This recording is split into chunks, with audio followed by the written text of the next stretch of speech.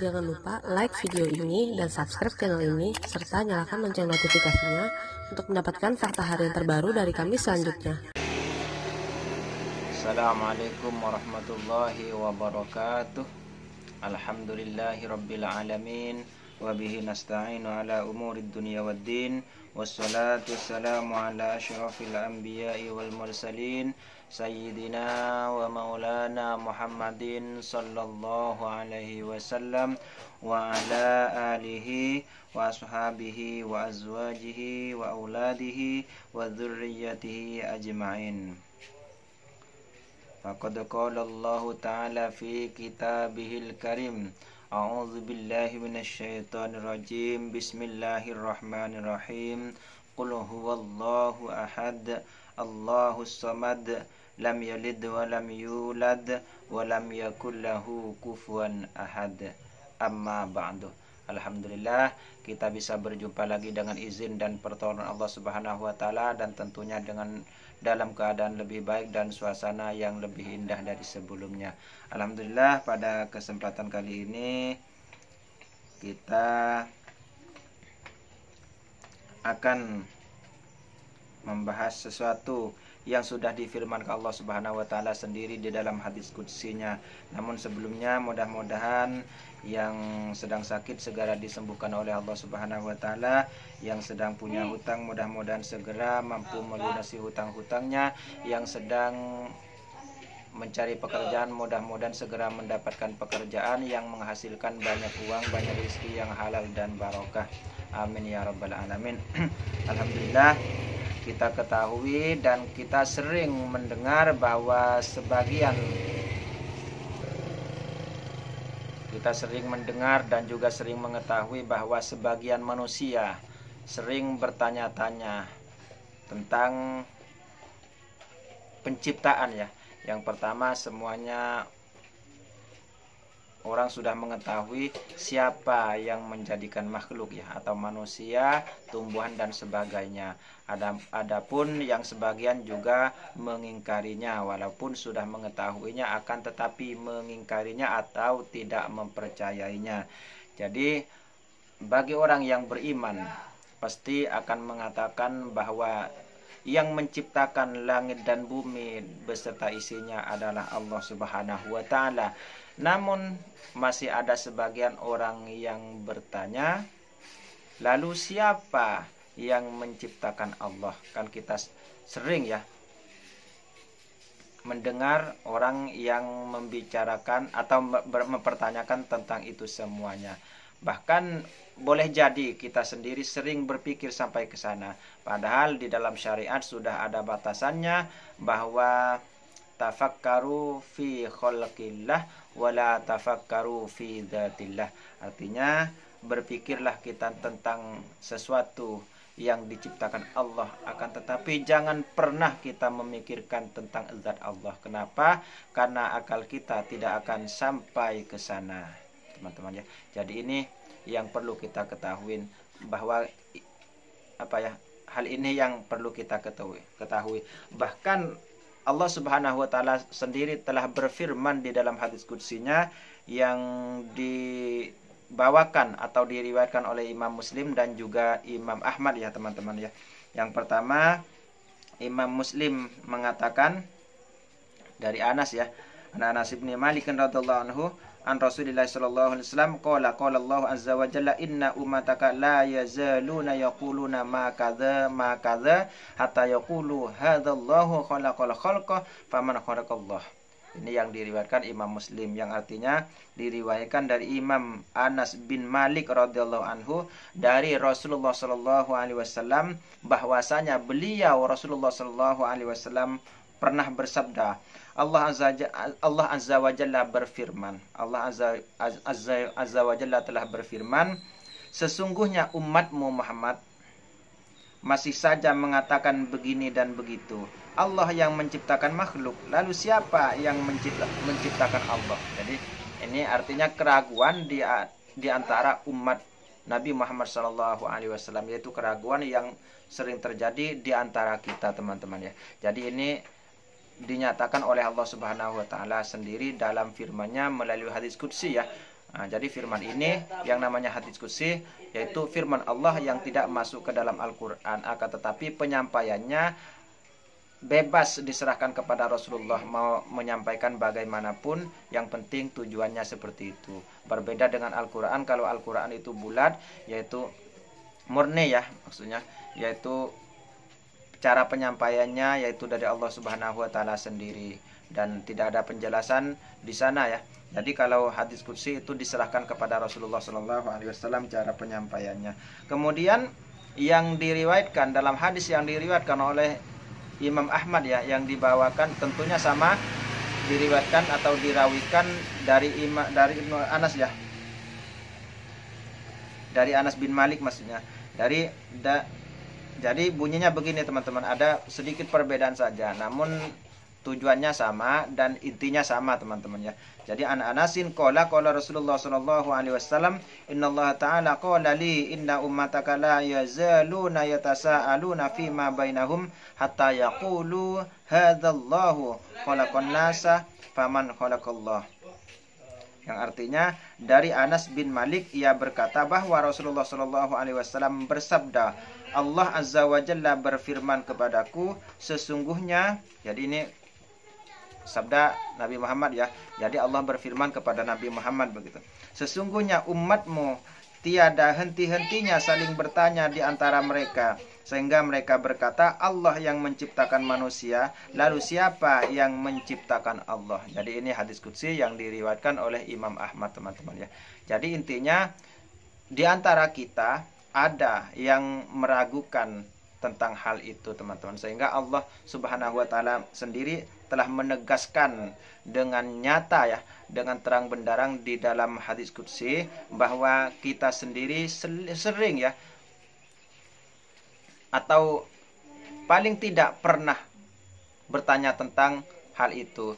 Jadi kita semuanya bagi orang yang beriman tentunya akan langsung meyakini bahwa setiap makhluk yang menciptakan adalah Allah, yaitu yang menciptakan manusia, tumbuhan, hewan, dan sebagainya. Intinya semua yang di antara langit dan bumi yang ada di antara keduanya itu adalah ciptaan Allah. Namun setelah kita panjang-panjang berpikir, akan sampailah kepada satu keputusan bahwa lalu siapakah yang menciptakan Allah. Jadi sering seperti itu teman ya. Jadi ketika kita akan berpikir atau pikiran kita akan melintas ke situ, maka segeralah pikiran tersebut ditahan agar kita tidak keluar dari batas-batas yang sudah ditentukan teman-teman. Karena ketika kita keluar ke sana bisa akan menyebabkan kekufuran teman-teman ya. Yang otomatis amal-amal soleh kita yang pernah kita kerjakan selama ini akan hilang, akan hangus begitu saja teman-teman ya. Makanya kita harus berhati-hati. Jadi Allah yang menciptakan Allah itu adalah zatnya Allah Subhanahu wa taala sendiri dengan kekuasaannya. Jadi tidak ada yang menciptakan Allah, akan tetapi Allah ada dengan zatnya sendiri ya. Jadi sebagaimana kita,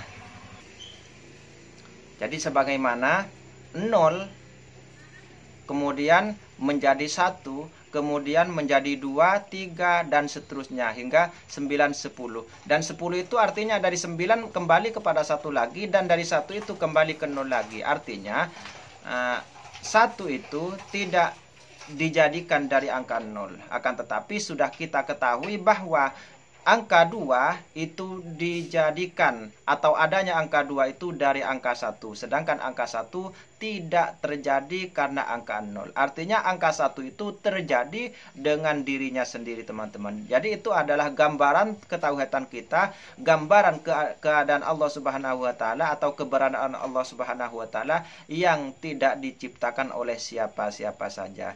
Jadi yang pertama adalah 0 ya. Adalah 0, kemudian artinya tidak ada makhluk sama sekali, yang ada hanya Allah, yaitu zat yang maha satu atau zat yang maha esa teman-teman, sesuai yang sudah difirmankan Allah Subhanahu wa taala dalam surat Al-Ikhlas sendiri teman-teman ya. Jadi kemudian 1, 2, 3, 4, 5, 6, 7, 8, 9. Jadi itu semuanya terjadi dari angka 1. Akan tetapi angka 1 tidak terjadi dari angka 0. Dan setelah angka 9 maka akan kembali kepada angka 1 dan menjadi 0 lagi. Artinya jadi 10 itu adalah angka 1 teman-teman ya. Jadi 10 itu adalah angka 1. Jadi 9, 10. Artinya setelah angka 9 ini akan semua makhluk oleh Allah Subhanahu wa taala akan ditiadakan di muka bumi ini. Nah, yang tinggal hanya Allah Subhanahu wa taala sendiri yang yaitu zat yang esa. Karena itulah setelah ditiadakan oleh Allah Subhanahu wa taala maka yang ada hanyalah zat Allah Subhanahu wa taala sendiri. Sehingga setelah angka 1 menjadi 0 lagi teman-teman ya. Makanya angka yang paling tinggi itu hanya angka 9 teman-teman ya. Makanya di angka 9 ini adalah rahasia yang luar biasa. Di sini ada kebaikan dan juga ada kejahatan. Artinya di dalam angka 9 ini tersimpan dua karakter baik dan juga karakter jahat. Makanya disinilah orang ataupun makhluk Allah yang suka mengecoh kepada sesama makhluknya. Karena di sini misalnya 9 ditambah 9 otomatis 18 teman-teman ya. Akan tetapi 18 berarti 8 dengan angka 1. Jika 8 dengan angka 1 disatukan maka akan menjadi 9. Dan begitu seterusnya. Jadi setiap yang berhubungan dengan angka 9 maka kembalinya akan menjadi angka 9 lagi teman-teman ya. Jadi walaupun kita pisah bagaimanapun yang dari angka 9 tetap akan kembali kepada angka 9 karena angka 9 adalah angka tertinggi atau keadaan makhluk di dunia ini teman-teman ya, yang pada akhirnya akan ditiadakan oleh Allah Subhanahu wa taala sehingga menjadi satu kembali, yaitu yang ada hanyalah Allah Subhanahu wa taala. Akan tetapi yang di awal 0 adalah sebagai pembuka, artinya tidak ada makhluk sama sekali. Sedangkan yang terakhir adalah 0 setelah angka 1. Artinya kekosongan ini hanya tidak ada di dunia lagi, akan tetapi dipindah ke dalam kekosongan itu bukan bermaksud sampai di akhirat, akan tetapi di alam dunia yang tidak ada teman-teman ya. Jadi yang pertama hanya Allah yang ada, dan yang kedua juga hanya Allah yang ada teman-teman ya. Jadi itu tauhid kita. Makanya seluruh makhluk itu pasti musnah.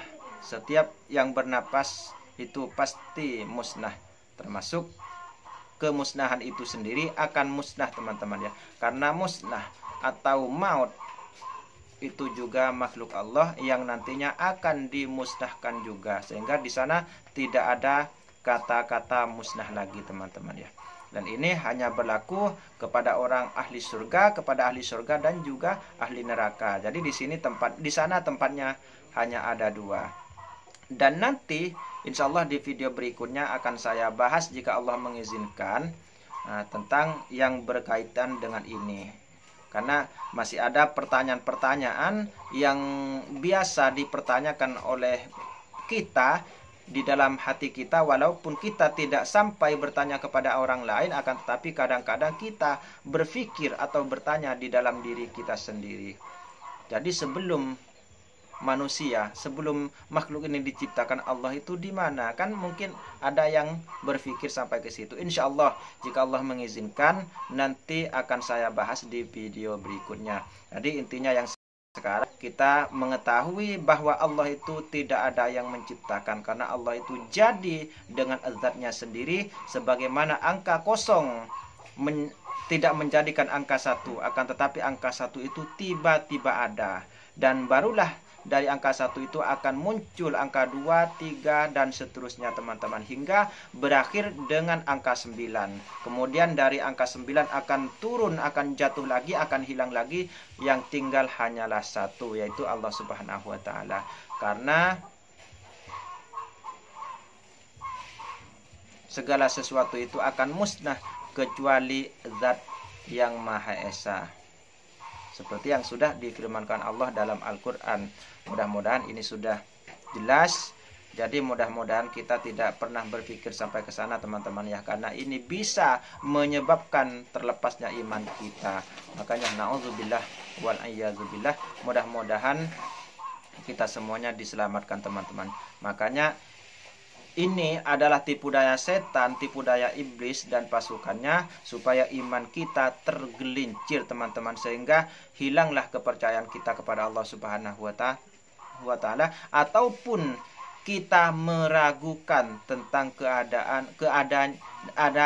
tentang adanya Allah Subhanahu wa taala. Maka ini harus kita hindari, dan harus kita selalu sadari bahwa akal kita, pikiran kita sangat terbatas teman-teman ya.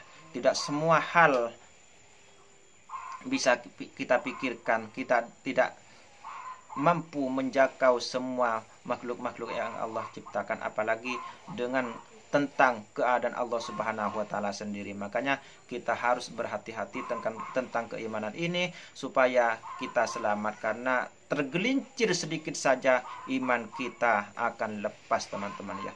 Makanya kita jalankan perintah Allah Subhanahu wa taala dan jauhi larangan-larangan Allah Subhanahu wa taala. Itu adalah bukti ketakwaan kita kepada Allah, dan itu adalah bukti keimanan kita kepada Allah Subhanahu wa taala teman-teman ya. Jadi mohon maaf, mudah-mudahan ini sudah cukup ya dari saya. Mudah-mudahan tidak ada yang perlu dijelaskan lagi, dan mudah-mudahan tidak ada keraguan lagi tentang keimanan kita, tentang adanya Allah Subhanahu wa taala, dan mudah-mudahan kita sudah puas ya, sudah paham dengan benar bagaimana teman-teman ya. Yang penting kita selalu sadar bahwa akal kita, pikiran kita dan sebagainya adalah makhluk yang semuanya serba sangat terbatas. Saya akhiri sampai di sini. Ghufranaka subhanakallahumma wa bihamdika asyhadu an la ilaha illa anta astaghfiruka wa atubu ilaika. Assalamualaikum warahmatullahi wabarakatuh.